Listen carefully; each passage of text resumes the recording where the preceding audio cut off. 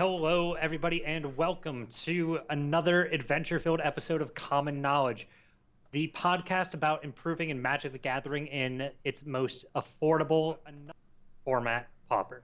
I am your host, Kyle Novus, and I am here to lead you through the hallowed halls of Pauper. And with me today is our brand new co-host, Mason Clark. How are you doing, Mason? I'm doing good, Kyle. Feels like we might have done this before. I'm getting a little bit of deja vu.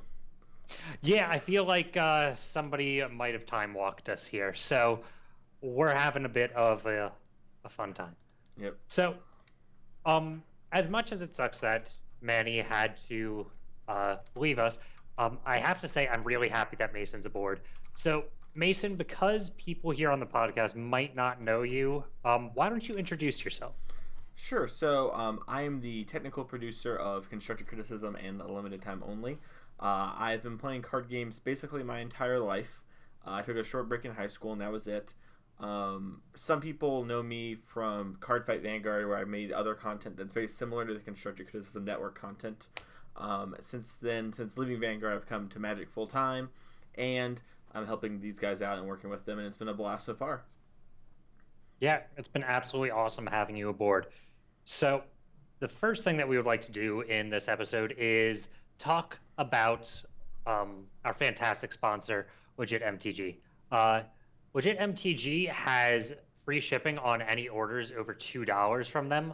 Initially, I screwed that up and I thought that it was $2 shipping on anything.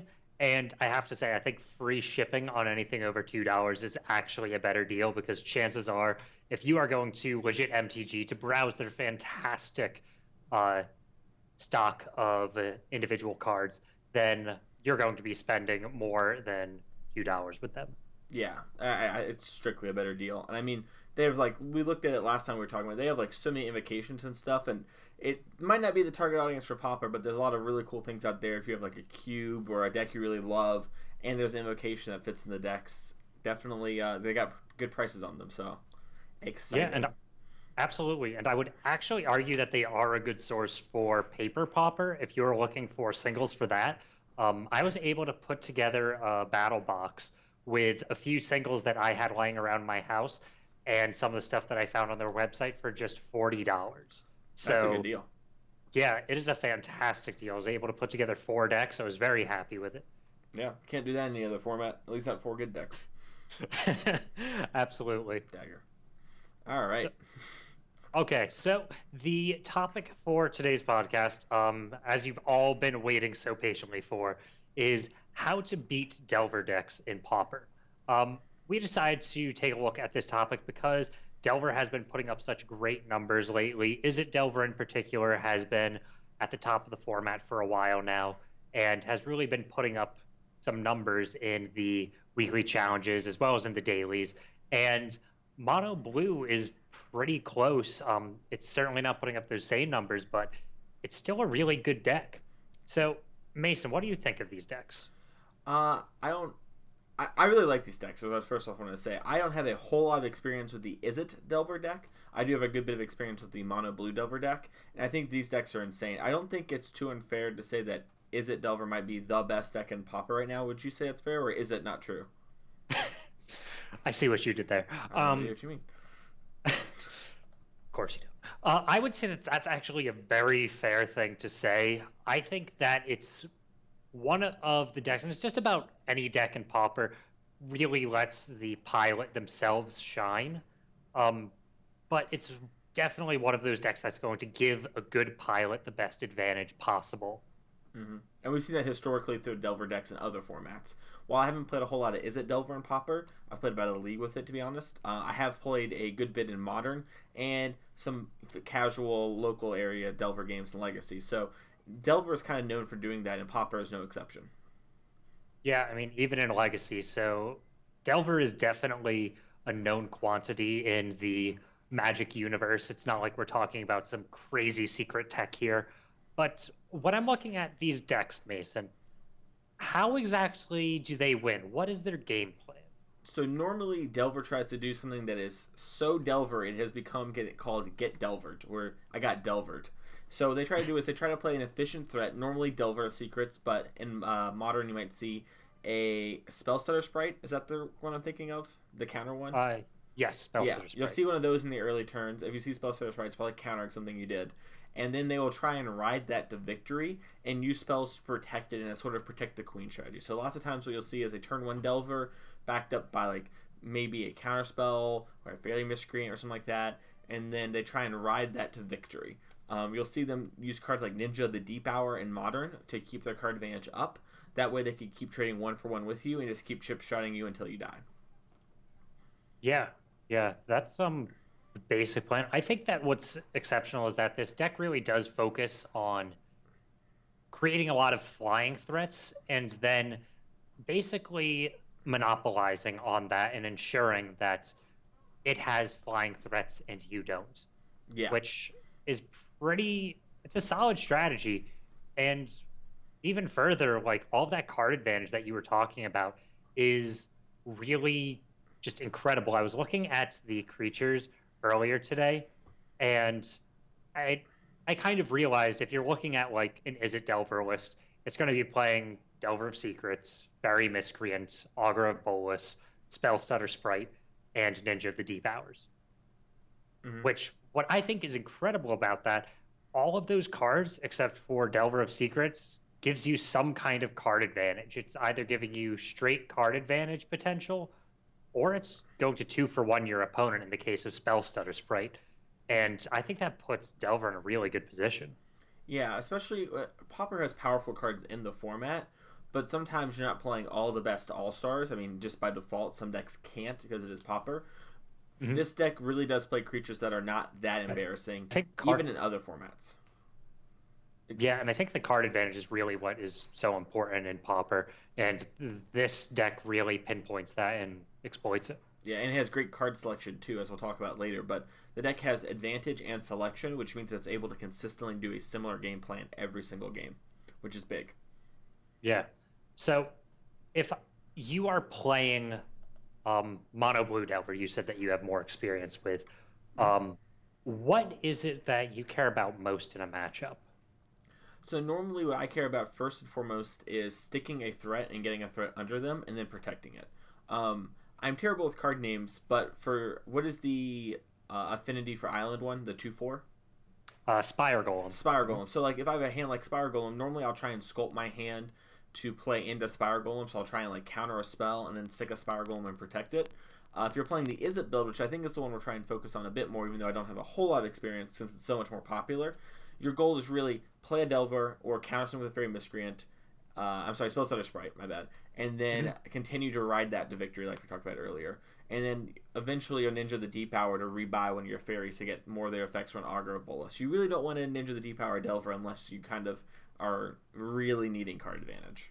So that's normally my general game plan is stick a threat and protect it and try and get ahead on cards as much as I can by any means necessary. So yeah, and sometimes I have seen that like turn 1 Delver, and if it doesn't flip immediately, then turn 2 they're going to be with it and ninjutsuing in a Ninja of the Deep Hours, but that's not exactly a common play.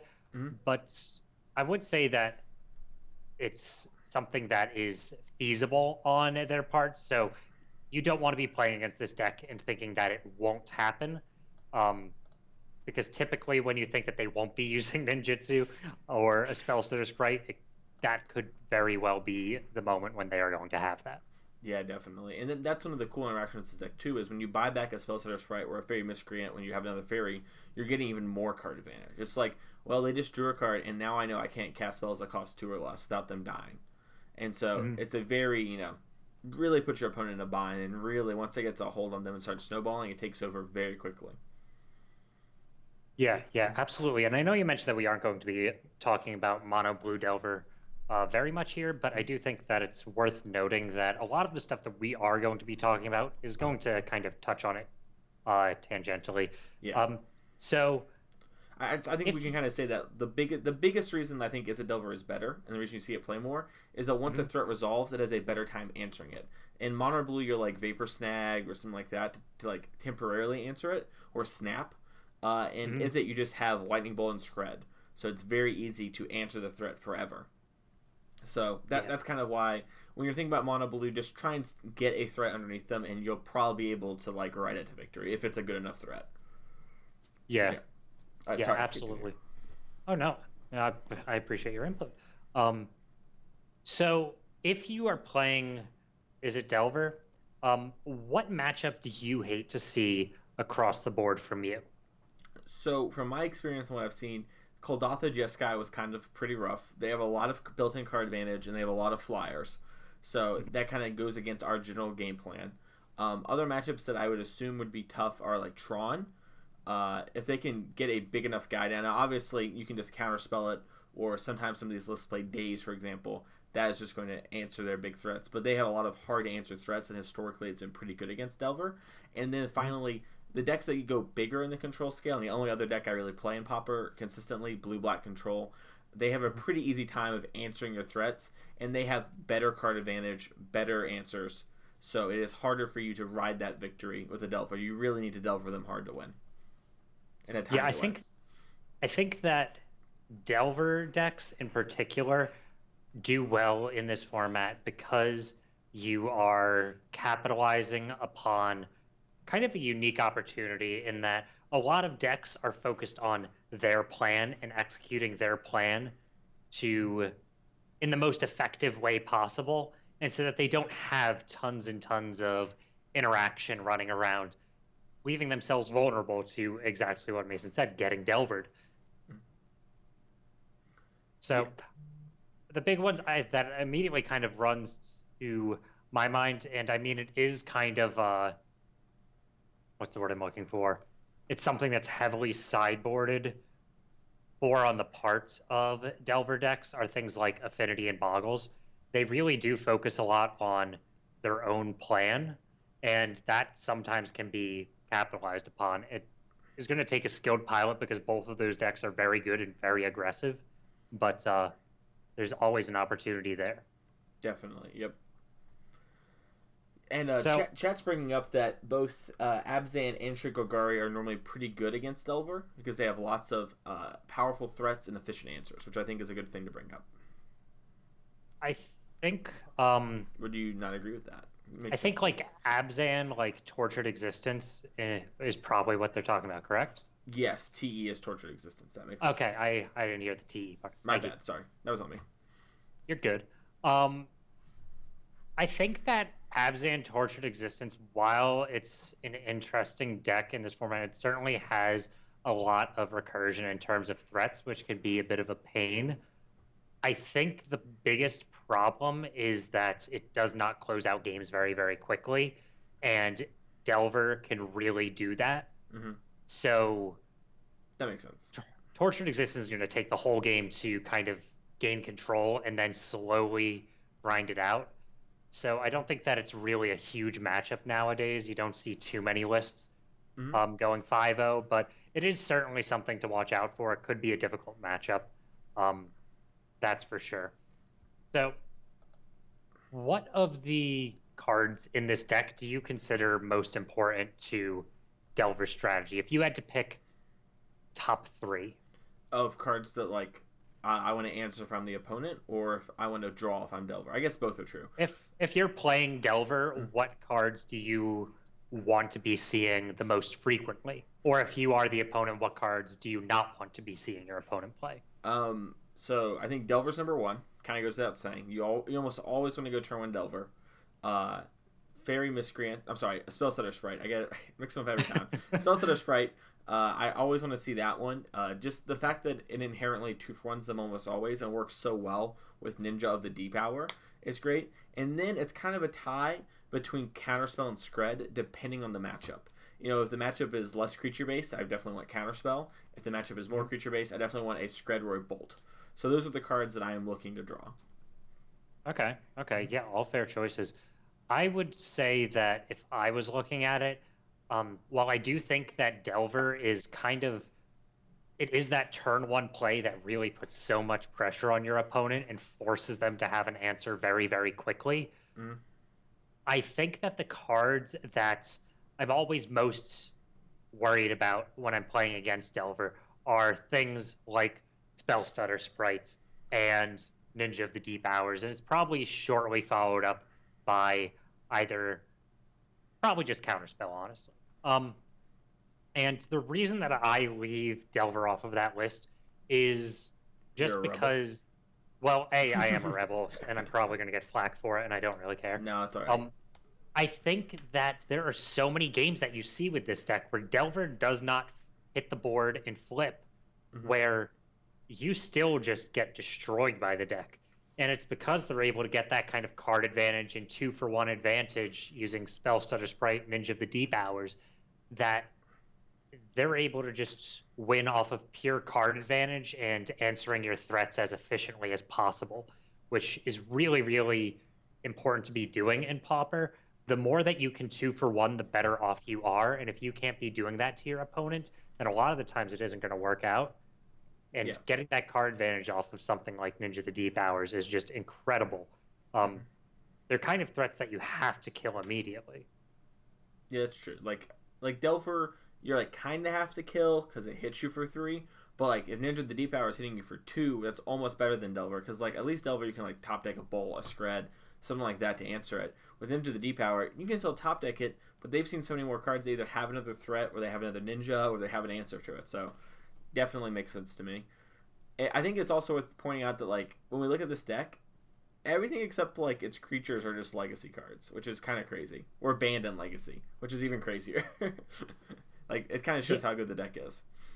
I think that really is an excellent point because people tend to think that Pauper, at least from the outside in kind of view, that it's not a powerful format. And I think that that's a little crazy of an opinion to have. I think in general, card quality is not as great, but when you're playing stuff like Ponder, Preordain, and Brainstorm, And all Gush. on the same list, and Gush, and Counterspell, like it's incredible. Like, and Bolt. That's so Let's see how long powerful. we can go. You And can Daze, basically and just read off. Scred is like Swords of the Plowshare and Pauper, man. It really is.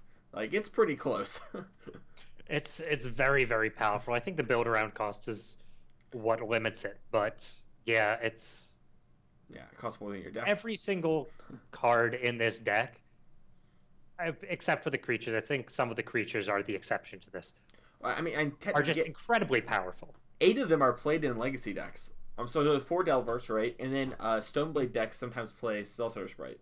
So, like, they are cards that you see you see people do this. It's craziness. Sorry, I kind of noticed that as you were talking. I just wanted to mention it. Yeah, no, absolutely. These cards are incredibly powerful, which kind of leads you to the question: when you're playing against this, how do you sideboard against something that just has this much versatility and this much card selection, card advantage, everything at its disposal? So I want to have, just in general, when you're playing against Delver decks across all formats, you want to have efficient threats that can get underneath their counter spells where you can have a fight with them, or maybe play 2 threats in a turn pretty easily. I want to have things that can't be countered, and I want to have flyers if possible, and just cards that are clean answers to cards. So if you have some sort of card that kills all flyers, for example, just making up a card here, that is the kind of card that you might be interested in playing against a Delver deck. What do you think, Kyle? What are the kind of cards you look for in the decks you play? So I think it really depends on the color that you're going to be playing. As with anything, you aren't going to be playing green in a black deck, obviously. But I think like Scattershot Archer is a fantastic card against this deck. It doesn't necessarily address the Delver threat, but it addresses both Fairy Miscreant and Spellstutter Sprite, which is incredibly important in keeping Spellstutter Sprite disabled, because that card is just so powerful.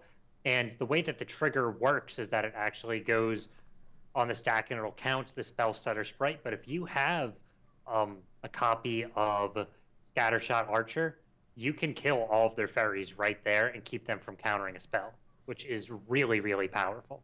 Yeah. So I would say something like that. Obviously, if you have Hydroblasts or Pyroblasts, those are going to be important to side in. More so, I would say Pyroblast in general. Hydroblast is just going to hit Lightning Bolt and Scred, which, while important spells, in this matchup. Um, I think the versatility provided by a Pyroblast is really fantastic. Hmm. Um, if you're in blue, something like Stormbound Geist is great because it is a resilient threat that can block flyers, and it puts you in a position where you're able to 2-for-1 your opponent. Yep. All those are great cards, and they all kind of fit the bill. Yeah, you really want to be putting yourself in a position to 2-for-1 your opponent in some way, even if that's just having a copy of Electrickery that you can bring in. Sometimes that's going to help because if they don't have a flipped Delver, then you're going to be killing their Delver of Secrets if they haven't gotten it to Insectile Aberration yet. Yeah, definitely. Okay, All right. so um, when you're playing against this deck, we're in the position of the opponent now. Okay. What cards do you see that absolutely have to be answered? So like we talked about earlier, Ninja the Deep Hour is a card that just has to be answered. I would like to answer Delver in a timely way. Mhm. Obviously, like, don't like make terrible plays to have it die unless you're gonna die otherwise. But it's Mhm. something you want to kill, and I definitely want to be countering the cards like Gush because the deck has a lot of card selection, like we talked about earlier. Normally, 4 Preordains, 3 or 4 Ponders, and a Brainstorm, and those are all really powerful card selection cards. They don't net you a Mhm. card. Gush nets you 2 cards, lots of times for Mhm. free. So those are the kind of cards I don't want to see. Yeah, absolutely. I would say that if I'm looking at this, the cards that I really am most worried about tend to be the card advantage and card selection category, like you said, Mason. Um, because that's really what puts this deck over the top. Delver is a really strong clock, but it's not drawing your opponents an extra card every turn or anything like that. Um, which is just going to drown you over time. So you really need to be taking care of things like Ninja the Deep Hours and even Fairy Miscreant. You don't want to see multiple of those hitting the board and getting bounced and so on and so forth. Uh, but sometimes, and it can be hard to really tell when it's the right choice. Usually, if your opponent is in a bad position, you want to be countering their Gush or their Brainstorm, their Ponder. Giving your opponent card selection in a situation when you are in the lead, in terms of tempo or what have you, card advantage. If you let them get that little bit of card selection, that can easily put them back in the game. Yeah, 100%. Those they live on those little edges for sure. Yep. Yeah, absolutely. So we discussed how you sideboard this. This is kind of a two-way street. In Magic, whenever you're sideboarding, you really need to be also thinking about what your opponent is bringing in against you. Mm-hmm. So, um, how does this deck sideboard against some of the common threats? I'm talking like stuff like Stompy, uh, Affinity, so on Yep. and so. So the deck has a depending on what list you play, there are different cards. I forget the name. There's one with like Threshold that does 5 damage all non-flyer. Sometimes they're like Pyroclasm-esque effects. They'll deal X damage to non-flyers. That way they can clear the ground and get over them. If you're playing against a red deck, they bring in Hydroblast just as a way to counter your threats efficiently. Remember, Delos are about efficiency. If you're playing a blue deck, they 100% are bringing in Pyroblast, and Mhm. they are going to just hard counter all your spells. It's going to be so hard to win a counter war. And they're normally going to just take out whichever one of their permission spells are the least powerful against you and slot in the more effective one. Against Stompy, their general game plan, like I said, is to play some sort of Pyroclasm effect and fly over you. Against Mhm. some of those other decks, it's that. Those kind of hard counter spells we talked about. If you're a graveyard-focused deck, lots of times you'll see Relic of Progenitus. And in the mirror, you'll normally see all the Blast and the Geists come in, and there's just becomes a clown fiesta of powerful cards battling. It is insane. Yeah, absolutely. They basically just start to fight in the air. I think that this deck really benefits from having access. Is it Delver specifically I'm talking about? Benefits from having access to some of the best sideboard cards in Pauper. Between Hydroblast and Pyroblast, having access to Gorilla Shaman for affinity, Swirling Sandstorm, which is the Pyroclasm effect that you were Thank you. mentioning. Um, those cards are all incredibly powerful, and Swirling Sandstorm in particular is just an incredible piece of tech, and it's so well situated for use by the Delver deck because it only hits creatures without flying. That's just incredibly powerful. That's a use of a symmetric effect in its most powerful form, and because it basically becomes a one-sided board wipe. Yeah, it those kind of cards, the fact that it exists and is so easily taken advantage of by Delver is insane. These are the kind of cards that Delver just gets to like play that no other deck really gets to play. That's Yeah, insane. yeah, and they get to drool all over playing that, and I don't blame them. It's a fantastic setup for them. Yeah, it's like they almost made the card for Delver. Nah, they didn't. They made it for Flying Man, the original Delver. Yeah, that would be thinking ahead a little too much. You never know. All right, they didn't know. Originally, Delver was supposed to flip off creatures, but then they changed it. Fun Yeah. fact. Oh, really? Yeah, That's interesting. yeah. Mark Rosewater thought it'd be fun with creatures. Then Aaron Forsythe said, "I think players would really like having a creature that involves a spell deck." And so they tried it, and they were like, "It's fine this way," and they released it. Yeah, which I really think that is just amazing because you do have one of the most aggressive cards ever printed in this deck, and you're able to play that just so seamlessly with the rest of the deck. It's absolutely fantastic. And the decks really do run just enough Yeah. to be playing Delver of Secrets. They've really hit that happy medium. Um, so I guess we're on to the point of our discussion where I kind of just want to know, do you have any just miscellaneous observations like that have not fit into any of our categories yet? Anything that you would like to point out that you think is special about this deck, or just some Um, general thoughts? So yeah, I think we covered everything that I could think of at least right now. What I will say is I'll reiterate how we talked about earlier in the show. Delver is going to try to play efficient cards against you the entire game, and it is your job to play around them, but don't play around them to the point that you defeat yourself. So for example, if you cannot beat days, like you're going to just lose to days, well, make them have the days. Like do not let yourself get trapped and constricted by all the different types of effects that they can answer with you between the bolts, the shreds, the counterspells, the dazes, and all that stuff. You have to figure out how to maneuver around them. But if you can't maneuver around them, just play as efficiently into them as you can. And a lot of people, they kind of get paralyzed, and then they kind of flip flop in plans, and they play around too much, and then because of that they lose. And it's a real advantage of Delver that it has all these different reactive spells, and it's able to hold its hand up. And it's just like, well, what are you gonna like present to the board, and then I will answer the most efficient way. But sometimes the most efficient way is the only way, and they have to use a counter spell. So think about how you're going to sequence your spells and how to play around that, and think about how they've used their cantrips and they've played the game. It's like if they played the game always leaving up 2 mana, and then suddenly they tap out. Well, this might be and it seems like a very powerful card. This might be the turn to get as many spells in as possible because they probably have a counter spell, or get one big spell and then have some bait spells for the counter spell the following turn. Just little things like that. Yeah. Yeah. Yeah, absolutely. I think that that's an excellent point when you are playing against a deck that is just this level of versatile, because I think that's the biggest thing that comes to my mind when I think of this deck. I think versatility, that you kind of do have to just make them have answers sometimes because they do have so much card advantage and so much in terms of card selection that chances are they could get that answer that you are afraid of, but it doesn't mean that they have that answer in that moment. Yeah, unless they've like specifically set up their deck where they've gushed, they probably have some type of answer because of all the card selection. But because they don't have the raw card advantage without the hour or the gush, they can't have it all. So it's just playing around and playing into what is the best one for you. Yeah, yeah, absolutely.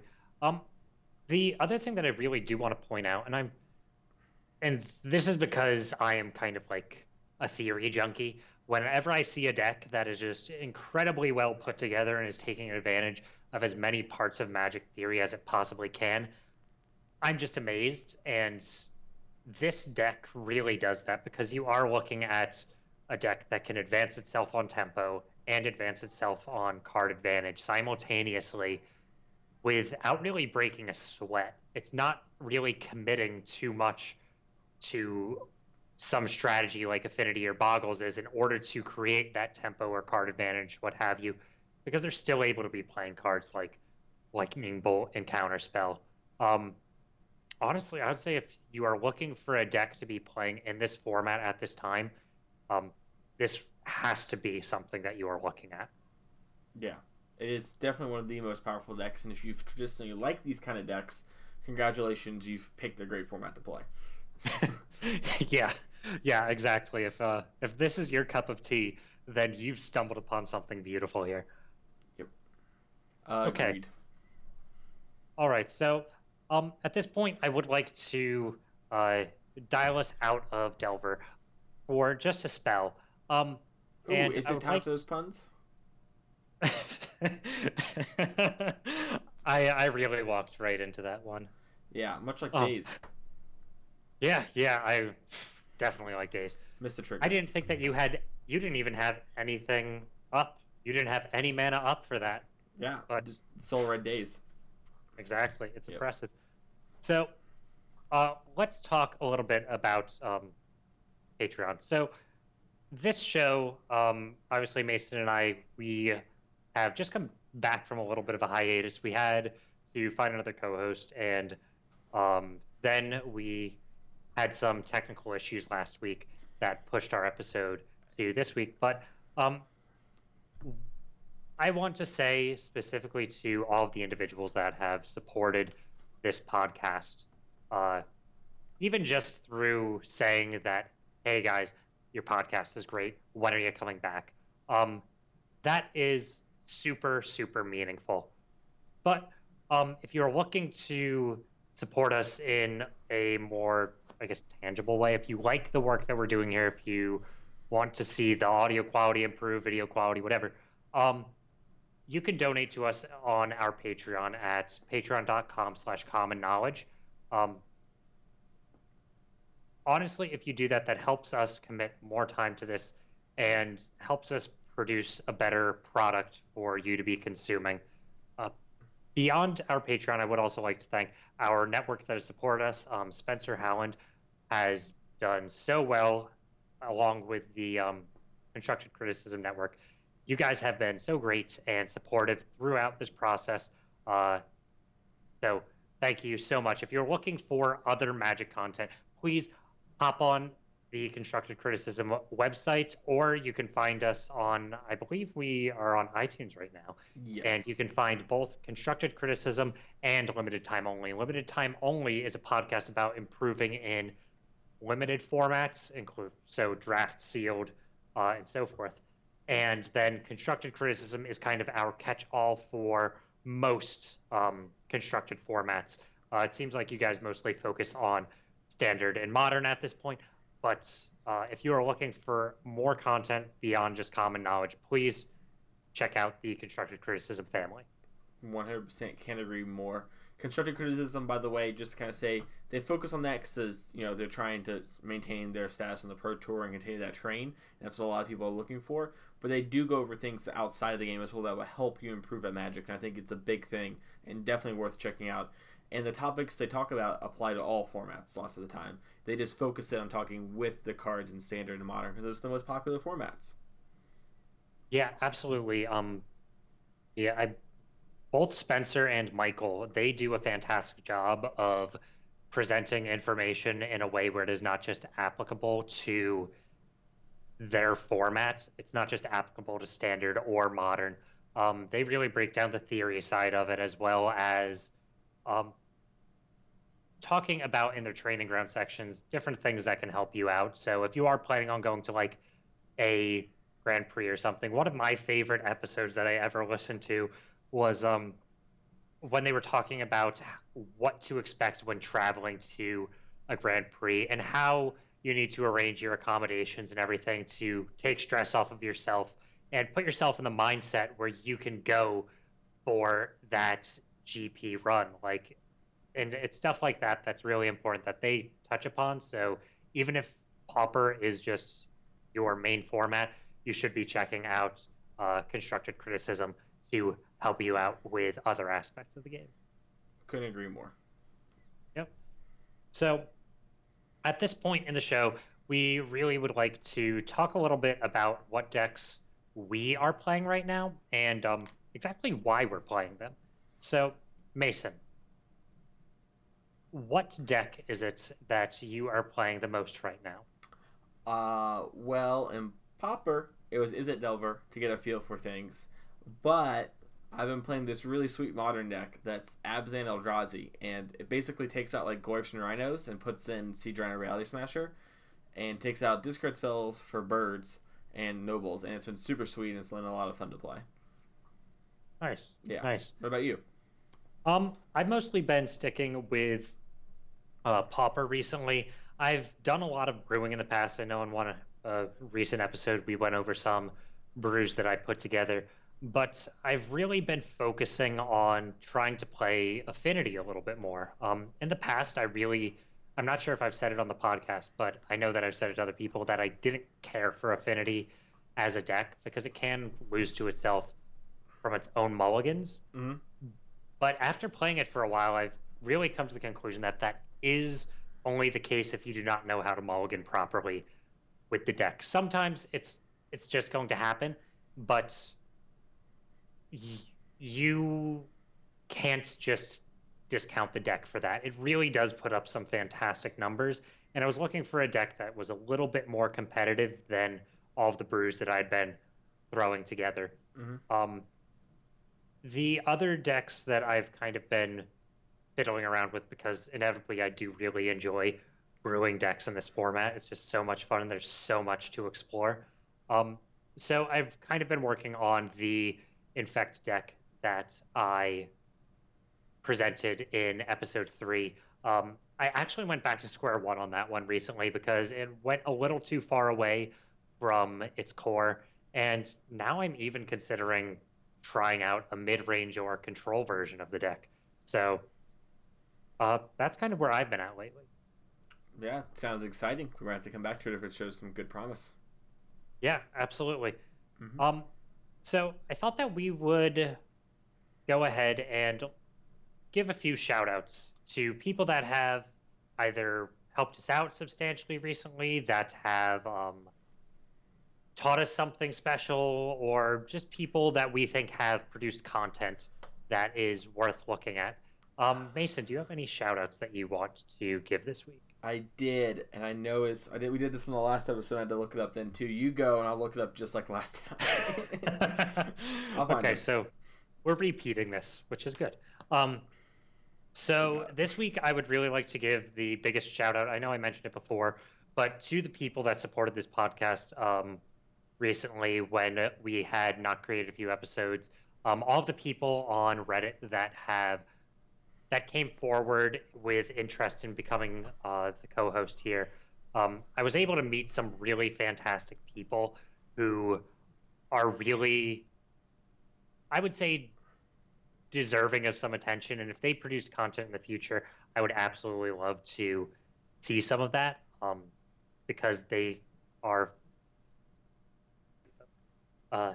Otherwise, the folks on the Constructed Criticism family and on Reddit as well who were not able to apply for a position like that or don't have the time, whatever, who are still super, super nice and made sure to let us know that, hey, we really like what you're doing and we want you to keep doing it. Whatever you need, we're here. And I thought that that was just fantastic. The amount of support that the Pauper community has for content creators and I don't know, for people that are part of its community in general is just fantastic. So that's my shout out this week. It's to the Pauper community in general and all the people that support us. Yeah, awesome. Great shout out. It's been super awesome becoming a part of this community and learning about it. So my shout out was to Will Jonathan. So it's been a few weeks now, but Will Jonathan writes articles for Channel Fireball, and he writes them more on the mental aspect of the game. So he focuses on things that aren't like, here's how you sideboard with Bant Eldrazi, where da-da-da-da-da. He focuses on things like keeping your calm and composure in a tournament, focusing on doing better, staying cool and collected, visualizing winning, all these different things, and he has written about 12 articles, I think, now, and they're all great. I highly suggest you check it out. He's a sports psychologist by trade and does Magic as a hobby and writes for fun. And his stuff is truly great, and it's stuff that I'm a real big advocate for. And one of my friends, he read the article, he went to a GP recently, and he actually did some of the stuff he talked about, and it really showed as he X4'd the GP and cashed and got some pro points. So this stuff really works. I wouldn't suggest if it didn't. So Will Jonathan on Channel Fireball. If you type his name in, you'll find all his articles. So great guy. Yeah, that's fantastic. I think the mental part of any competitive game can be just as important as the actual nitty-gritty mechanics and metagame, what have you, of that game. Being in a competitive mindset and staying healthy in a competitive mindset is very, very important, and it's something that if you're planning on being a competitive Magic player in any capacity, that's really something to pay attention to. Definitely. 200%. 200%. So, Mason. Kyle. Let's say that I say stuff. I'm a person on a journey, and this journey involves To Nick's. discussing pizza toppings and The Bachelor and Yeah, Dean, I don't like you. Come at me, Dean. I hope you listen. I hope you like Popper. I hope you found this podcast and you were super excited. And right now you get reminded of all your bad decisions. I hate you, Dean. You broke Christina's heart. I can never forgive you, Dean. I will not take any of your Patreon money. I will donate it all to Harvey for as long as it's around. I don't know who you are, Dean, but if you broke Christina's heart, not cool. It's not cool. Let's say I want to talk to you about how uncool that is. Where can I find you? I need a moment to cool down. All right, we're good. You can find me at SOV Mason on Twitter. You can find me at Mason Clark on Facebook. You just feel free to send me a message, add me, whatever. I'm sure I'll add you back. You can also find me on the Constructed Criticism Family Facebook group, which we are technically that is where the common knowledge thing is. Maybe down the road when we get 20 or 30 episodes, we'll make our own little Facebook group to keep things there. But for now, do we already have one? We do actually have one. We do have one. We have a Common Knowledge Facebook group. Well, go join that one. Is it Common Knowledge on Facebook? I'm not in the group. It's Common Knowledge, a Magic the Gathering podcast. Podcast, I believe. It's a very long title, but it's Good. There. Long titles are what people remember. That's what we should say. So, yeah. So actually, just go there. You can also join the Constructed Criticism family. We're part of the family. Feel free to join there as well. But yeah, you'll see me around those parts. And as Kyle adds me to the group, I'll now be in the Common Knowledge group. Kyle, let's say someone wanted to talk to you about Inside Out combo, Inside Out the movie, or, just life in general. Where could they get a hold of you? Well, funny thing is, if you wanted to find me, you can also find me in the Constructed Criticism family group or the Common Knowledge and Magic the Gathering Pauper Podcast Facebook group. You can find me on Twitter at Kyle_Novus. And you can also find me on Twitch, where I like to stream things like the Elder Scrolls or just some more Magic at Cursed Lona. So if you find me on there, I usually stream on Thursdays and Fridays. Things are a little bit on the fritz lately because I just recently went to college and moved in there. So still solidifying a schedule. Yep. And then if you want to watch the show live, each week, Wednesdays on YouTube, you go to the Constructed Criticism YouTube channel. That is where we stream from live at 8 p.m. Central Time, 9 p.m. Eastern. Yeah. Yep. Absolutely. Okay. So I think that we covered everything that we wanted to today. Was there anything that you feel we missed? I think we did everything. Okay. Awesome. So from all of us here at Common Knowledge, and I'm sure I can say all of us here at the Constructed Criticism family, I hope that all of you listeners have a fantastic week. Remember, it's not about the cost of your deck, but how well you play it. That's game! Oh, wait, that's the wrong podcast.